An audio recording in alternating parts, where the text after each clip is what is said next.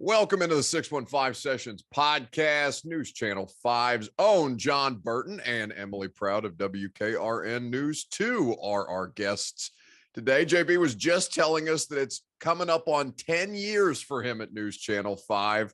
A golf clap, JB. Honestly, just incredibly impressive to be able to last anywhere at any place for that amount of time and for people to not get sick of you. I can't imagine personally what that's like. Yeah, I mean, that may be the case. You'd have to ask them. But no, it's a blessing to be here 10 years, and it's flown by. I can't believe it's been 10 years. And, you know, I'm not planning on going anywhere anytime soon. So we're going to keep the train rolling. And I guess I got them fooled for this long. I might as well keep it going. Amen. And what were you doing 10 years ago? High school, I guess. Yeah, no, that's exactly right. I had my 10-year. I've got my 10-year high school reunion coming up this summer, actually. Wow. Yep. Sorry, JB. That was rude of us. But It's not what I intended to do. That's not what I intended to do, JB. You guys are going to be there someday, so, you know. Yeah, no question about it. Well, I don't know where Ryan Tannehill will be 10 years from now, but likely not the Titans starting quarterback. What have you made of Mentorgate, Emily? Have you been following this from all your travels? You were in New York last week. You're somewhere in the wilds of Florida this week. Have you been paying attention to this shitstorm that's been started here in Tennessee? yeah, I watched it happen live, and my ears perked up as soon as he said it, because I knew that everything he had previously said, everything he's about to say in this press conference will not matter as long as he said the words, quote, "It is not my job to mentor him," because that's a big topic of discussion and a debate, is whether or not it's the starting quarterback's job to do that sort of thing. And I think the easy answer is no, it's not technically your job. But there are a lot of things outside the scope of what's written in your contract and what your actual job is that you still have to do if you're an NFL quarterback. And things like that are being present and involved in the community, being, you have to take the scrutiny, you have to take all the tough questions, which he did. And I want to give him credit for that. I think based on the response, we've officially eliminated any chance of ever hearing an honest answer from Ryan Tannehill ever again, which is unfortunate from our standpoint. But that's what happens. I will say, though, as a media contingent, it feels like locally this has been way more calm than nationally. But that's typically how things go anyway.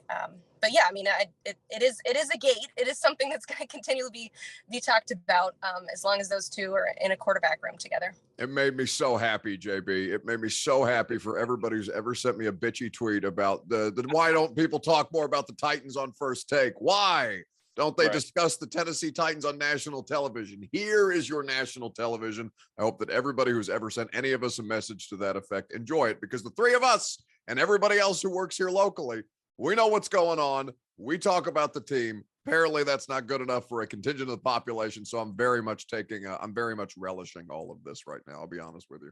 Yeah, apparently it's important to a lot of fans that Skip Bayless and Stephen A. Smith talk about the Tennessee Titans, which I could care less what either one of those guys have to say about pretty much anything. But you're right. A lot of Titans fans feel like, we don't get a lot of national attention. And then the one time you do, it's because your quarterback said something that was somewhat polarizing. Look, my take on it is Tannehill's right. It's not his job to mentor Malik Willis. I wish, though, he'd either not said that or said it a little bit differently, or just, fake it. Lie to us. Just say, yeah, I'll work with him. Sure, he seems like a great kid. I'll help him out with whatever he needs. You know what I mean?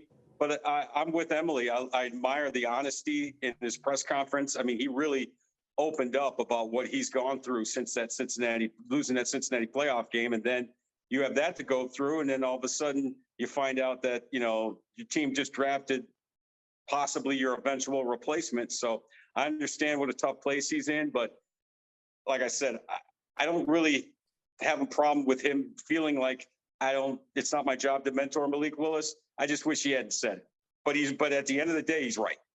Well, I guess I disagree only from the standpoint of, like, why is the honesty too honest? Like, if we're he can only respond to the question that he's asked. He was asked a question about what it's like to work in the same workroom, for lack of a better term, with the guy who's ultimately probably going to take his job. And he gave the answer that I think is very, very real in any professional sports atmosphere where there's a situation like that, where there's only so many jobs to go around. Quarterback is unique because you can have multiple wide receivers on the field. You can have multiple defensive backs on the field at any other position across the board except the one, which is why we all spend so much time talking about it. But yeah, I mean, everything that got lost in that press conference getting swallowed up by the idea that he wasn't going to or did not consider it a part of his job to mentor Malik Willis.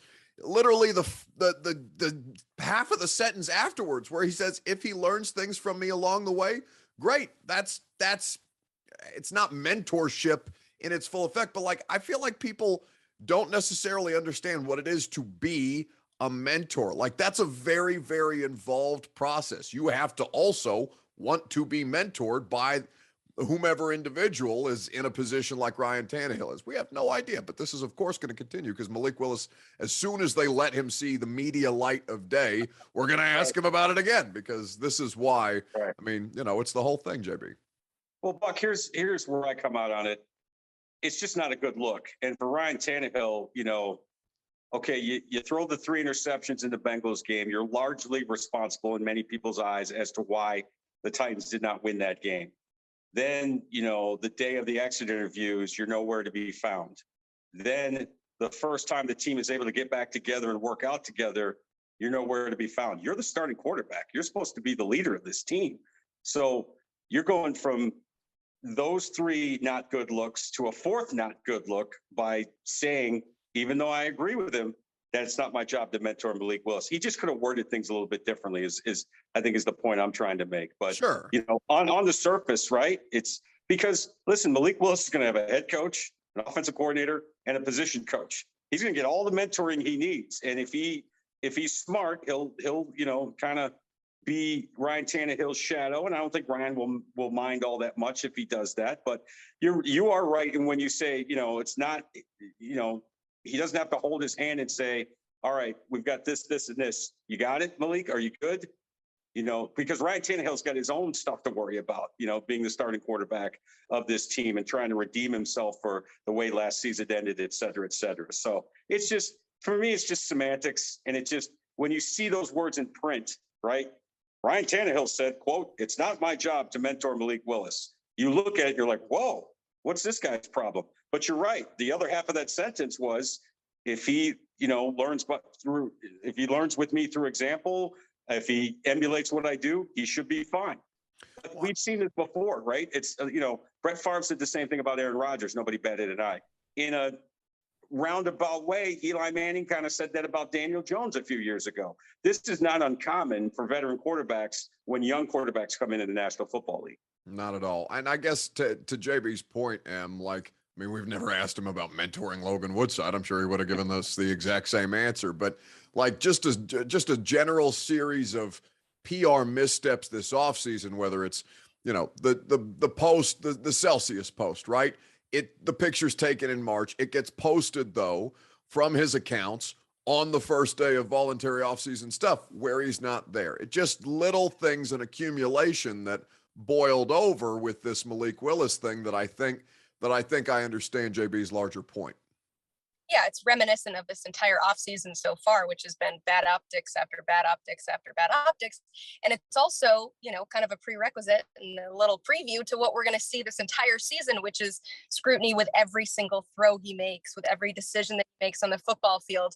Exactly. I mean, this is exactly what's going to happen with Ryan Tannehill. Thank God for me and JB, because we have sports talk radio shows that we have to, you know, continue discourse on. You guys are going to have plenty of content. I mean, thank goodness for that. And I think too, you know, in speaking with fans and seeing what they're saying about this, it's a positive from a fan standpoint too, because when Ryan Tannehill lost you that game, he solidified the concerns that you already had about him in the postseason, right? So from a fan standpoint, you have lost hope in the most important position on your team until next January. No matter what Ryan Tannehill does during the regular season, he could be awesome, but it won't matter until, you know, you have those fears reversed and you feel good about him in the postseason. Malik Willis kind of brings you a little bit of hope that true or not, he's not coming in. If you know, and God forbid something horrible happens to Ryan Tannehill and he gets injured, then yeah, he's got to come in. But I think this gives fans some more intrigue, and then, you know, some more fodder for you guys to get to talk to during your sports talk radio. But you add that little glimmer of hope of looking at a future, of seeing life beyond Ryan Tannehill, which is, I think, what fans want too. And then the evil, vindictive fans also look at it as more pressure towards Ryan Tannehill. A lot of them thought that he just got off scot-free and he left for the season, and the Titans didn't trade for anybody and they didn't make a major move in the offseason. This is that kind of little push and that fire behind Ryan Tannehill that I think a lot of fans wanted. But when it comes to the mentorship thing, I think it just depends on what you view is mentorship, whether it's somebody that's always there and helping you out, or if it's just being a good teammate. And I think that's what JB was talking about, is optically, him outwardly saying that makes it look like he's a quote unquote bad teammate. But I think if you ask his actual teammates, and a lot of them have come in defense of him and have spoken highly of him before, I trust that more based on the guys that see him every day, based on this, as opposed to this one tiny little sentence. We're gonna Ryan Tannehill, Emily Proud off this headline. Emily Proud calls Titans fans vindictive and evil out of this particular podcast. Such harsh words, Em. There's two different. There's the fans that lost hope, that now have some hope, and then there's the evil ones that just want Ryan Tannehill to feel sort of remorse, and which I think he also did a brilliant job of. And I don't mean this in like a strategic way, but I think he did a really good job of portraying just how heartbroken he was after that loss. Because JB, you mentioned this too. The tough part is we didn't see him the day after. We got, you know, there was no closure, to use a relationship term. And so you felt like, well, does he actually feel bad about this? Does he know that it's all his fault? Again, those vindictive, evil kind of opinions.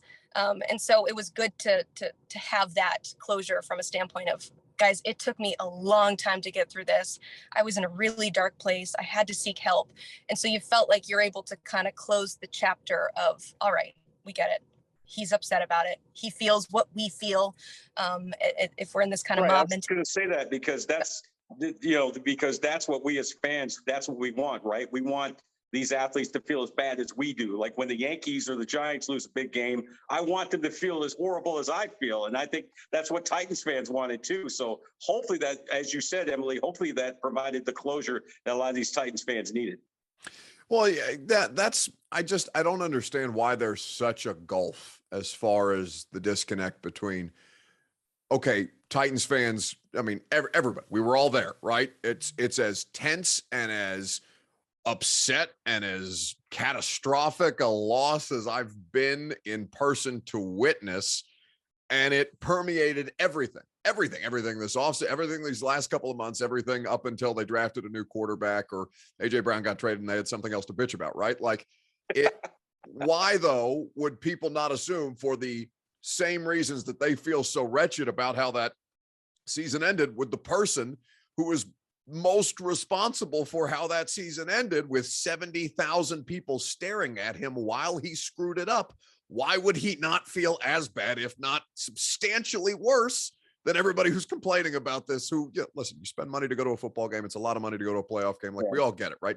Sure, I'm sure there's a degree of the crowd that was in attendance at Nissan Stadium saved up a long time to be able to afford to go see a playoff game. Like, there are legitimate reasons for those kind of frustrations that boil over in ways that can be more toxic on social media. But the whole thing about, like, the bigger thing for me is he's talking about scarred, like scarred. And therapy is something that should be by now completely normalized among any segment of the population, whether, you know, it's alpha, macho man, football player, basketball player, or whatever. Like, people go to therapy. It's not something that carries this kind of stigma where you're in The Sopranos and, you know, Tony Soprano is threatening death upon anybody who would tell Uncle Junior that he's going to therapy, right? Because that's not what. God, I missed that show. It's a great one. I started it. I watched it for the first time during the pandemic. I've watched it at least 3 more times. It's an addiction, honestly.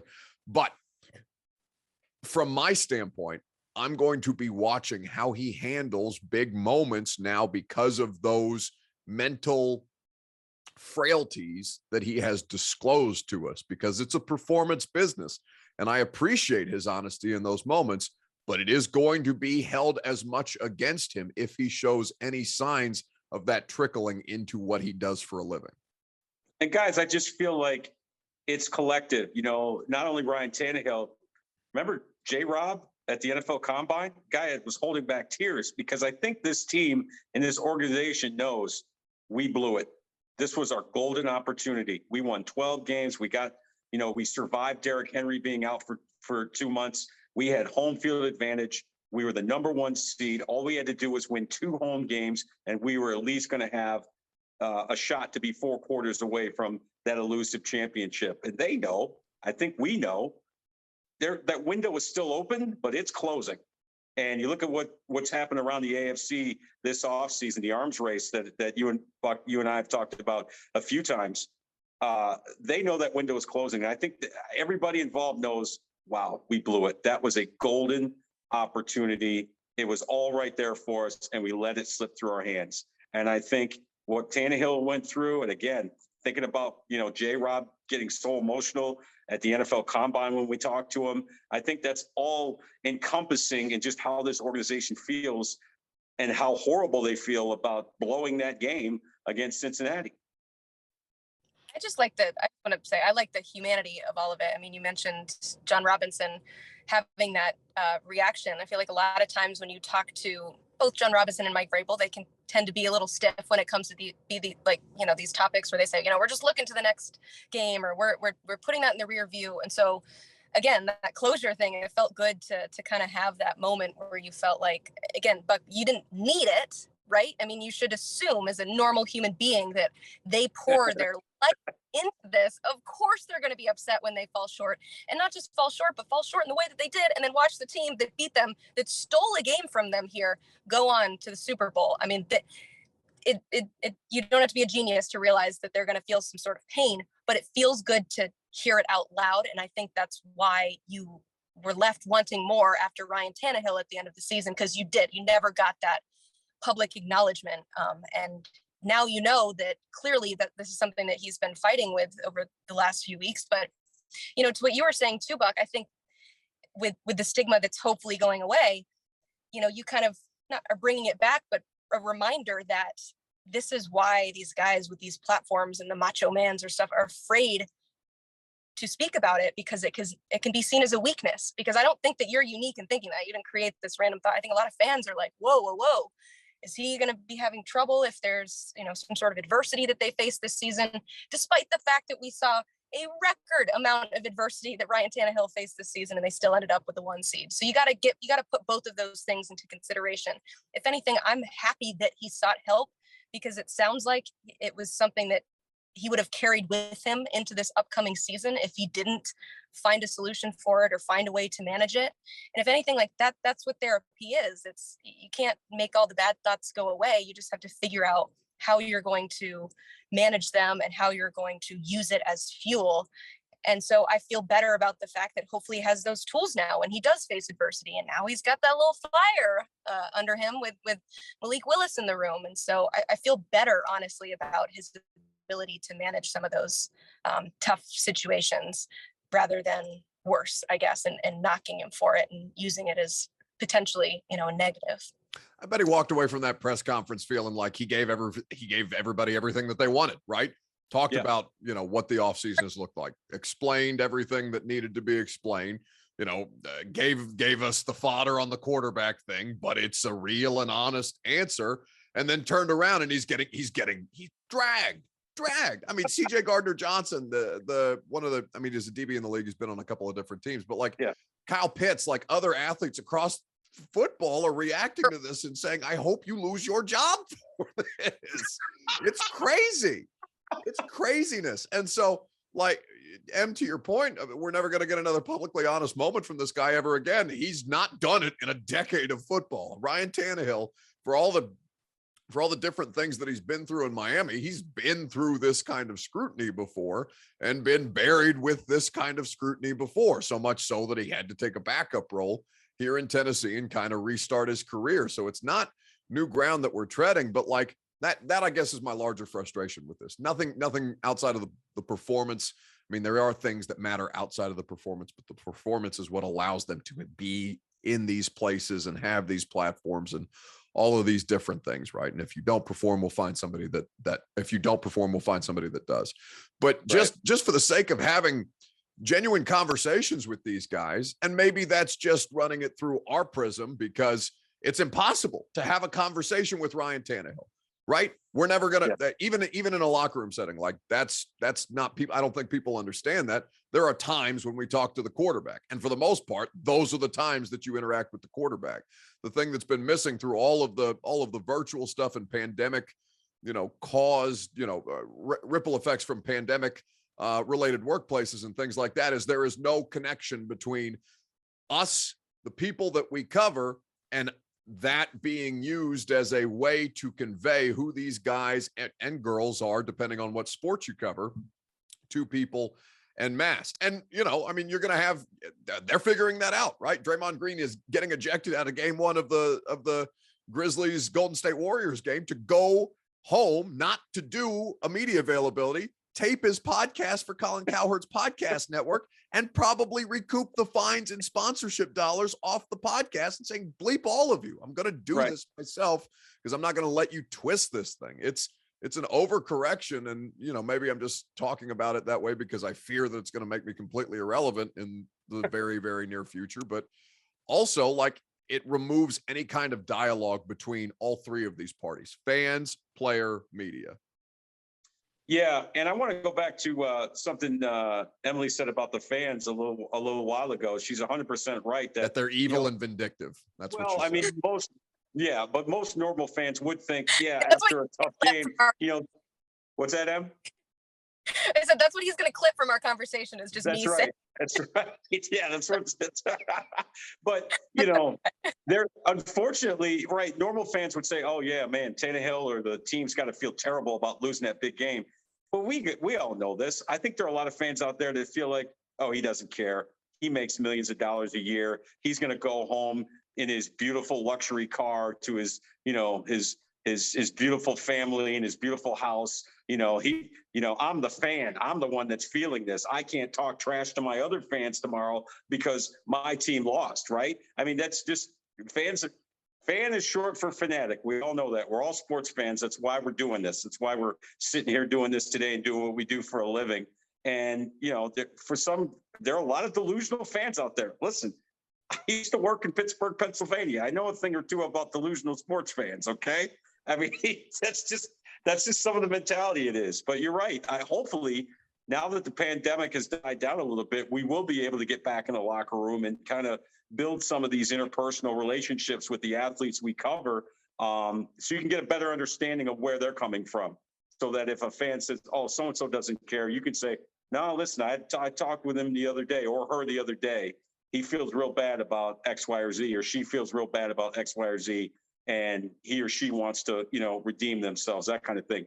Buck, you're 100% right. That relationship is very important for what we do, and hopefully it won't go away. Well, and just the idea of, the millionaires are happy because they're millionaires, like there's no way for me to not sound like a douchebag when I say stuff like this, but people who have those opinions, I mean, in all seriousness, like people who have those opinions don't have the ability to earn money that is going to make them not have to think about money as a part of their everyday experience. Like I'm not finance shaming people. I'm just saying, like, people who lean on that as, oh, they should be happy, they should be, whatever, they should have no issues in their lives because they're very, very well compensated. Fine. But like, I mean, you look at the NBA, for example, and I have my own issues with how Adam Silver is over conceded to the players and what it is that they want, probably to the detriment of that league a little bit. But Adam Silver's coming out publicly and saying, yeah, a lot of our young players are miserable. Like a lot of our young players are unhappy because of more than any other sport, we see their faces. There's only so many of them. We know how they're carrying themselves. We know everywhere that we can find them, and we can reach them basically everywhere, because if I can send a tweet to Kevin Durant and Kevin Durant will read it and respond to it because he does, like, that's not something that's ever existed before. And it's causing, I think, this additional strain on relationships across the board, where sports, like everything else, turns out is going to be hugely divisive. And in any, we can't have any kind of middle ground. It has to be one extreme or the other. And these are larger societal problems that obviously we're going to be able to fix here on the podcast. That's right. It's a larger, problem within our world too. Like just in sports media, I think we constantly have to figure out, okay, what do we bring to the table if athletes are jumping us to the story and are creating their own story and breaking their own story? Is this rain very loud? Is this a bad thing to ask during the podcast? I apologize. No, do you know how many podcasts I've done in my car? This is my podcast. I've done the podcast in the car. Okay. Then we're good. We're good. No, I mean, I think that we as media view more information as better. And so we want to get closer to them and we want to provide more information to add context to the story. But then when you see something happen, like what has happened this week with one little snippet, of course, players are going to be terrified to give more information, and there's going to be more scrutiny. And so it's all about, control and controlling the message and that sort of thing. And so it is a larger problem and something that, we've obviously, I'm sure we've all had conversations within our newsrooms and news organizations about what is it that we bring to the table if, teams themselves too are their own media entities. There's a whole, Jim Wyatt and what he does for the team as well. And so it's the constant struggle, but it's, I would say more information took a hit this week in terms of text-wise and getting some more truth out of these players. And I understand it from Ryan Tannehill's standpoint. I would be wary too, but hopefully this is not true. Maybe it's being told to him because he's not online much and, probably isn't paying much attention to what we do. But hopefully, I don't know, maybe Robbie's like sneaking in his ear and saying, hey, the local media seem to be way more calm about this than the talking heads on network. So that's Robbie Boren for the audience, the head of the Titans PR, who is responsible for babysitting all of us so that we don't have moments like this with the professional athletes. Emily Proud, WKRN News 2, John Burton, News Channel 5. Always a pleasure to have you on the podcast, my friends. Always a pleasure to see you. Buck, thanks for having me. Emily, I just want to say you're doing a great job doing your dual role there at Channel 2. I've been watching what you've been doing. You're doing a fantastic job. Keep up the good work. Oh, you're so sweet. I was going to congratulate you on 10 years. So for all the audience members out there, we hate each other. Local news. We're battling. Right. We're out in the middle of the streets fighting like the Anchorman movie, right? I'm taking JB. I'll be honest with you. I'm taking JB. You can see the guns are being well displayed on the YouTube edition of the podcast. If you're watching this on the A to Z Sports YouTube channel, nobody ever says anything nice to me, so you two can congratulate yourselves. And I'm just going to get the hell out of here. Thank you, guys. Thanks, Buck.